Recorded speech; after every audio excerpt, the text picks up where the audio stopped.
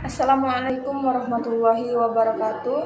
Perkenalkan, saya Weni Intami dari kelompok 1. Di sini saya akan menjelaskan materi tentang mengidentifikasi karakter kewirausahaan. Di sini saya bersama dua teman saya, yaitu Kira Aprilia dan Asmawati. Baiklah, langsung saja ke materi yang pertama, yaitu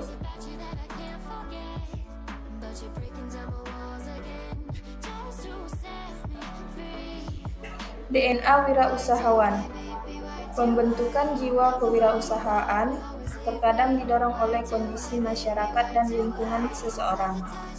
Seseorang yang hidup di area masyarakat yang sangat kental sekali dengan perdagangan mempunyai naluri berwirausaha yang lebih baik dibandingkan dengan mereka yang hidup di area masyarakat yang tidak mengenal perdagangan. Akan tetapi, banyak pula wirausahawan yang lahir dari keluarga yang tidak mempunyai latar belakang wirausahawan.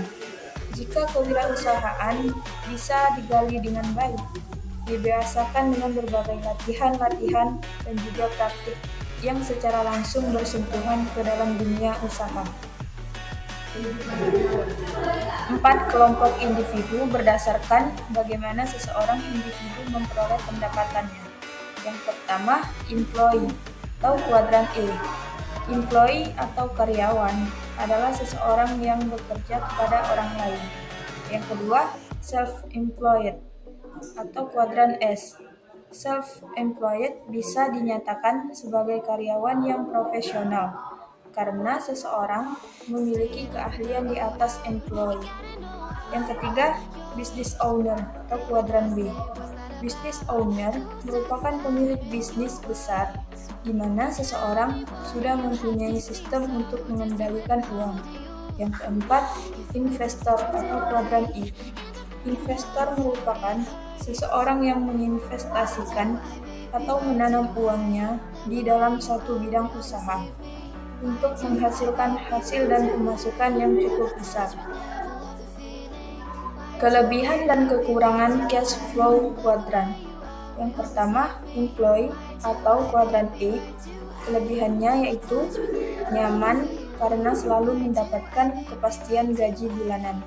Kekurangannya yaitu tidak bisa mengatur dan menentukan besaran penghasilan yang akan ia terima. Sewaktu-waktu bisa di PHK.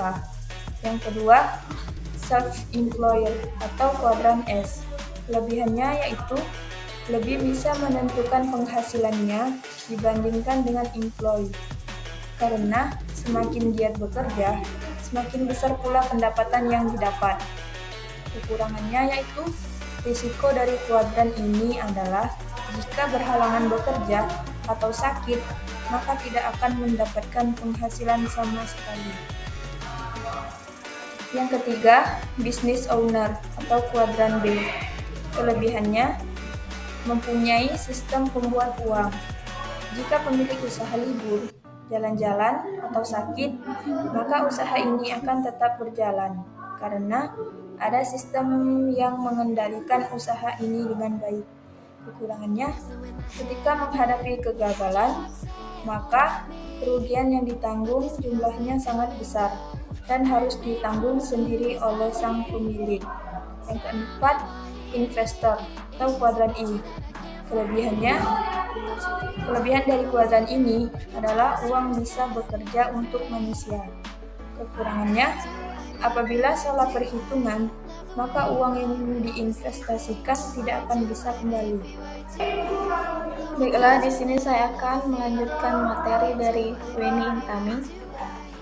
Menemukan faktor X dalam diri wirausahawan. Keberhasilan manusia selalu berkaitan dengan karakter dasar seorang manusia.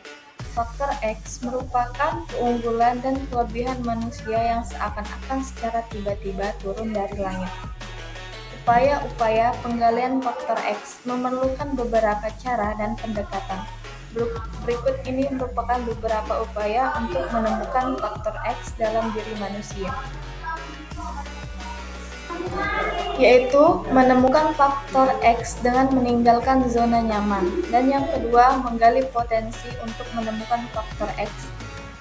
seperti menekuni hobi dan passion, melihat peluang supply dan demand, mempelajari tren yang berubah-ubah, dan mempelajari titik-titik strategis tempat berkumpulnya permintaan.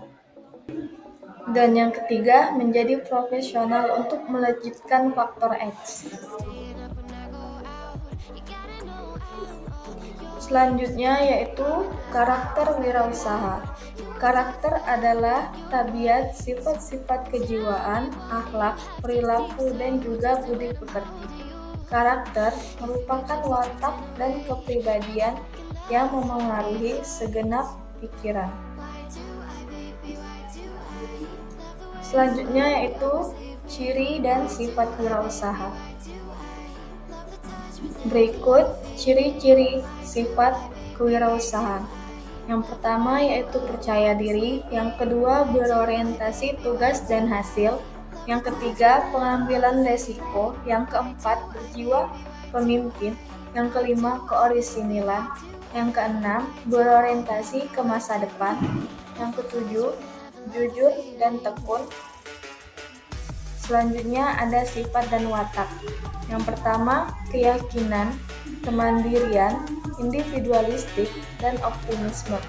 Dan yang kedua, kebutuhan akan prestasi, pada laba, tekun dan tabah, tekad yang kuat, suka bekerja keras, energik, dan inisiatif.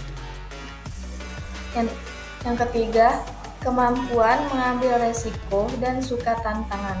Yang keempat, bertingkah laku sebagai pemimpin, dapat bergaul dengan orang lain, dan suka pada kritik yang membangun.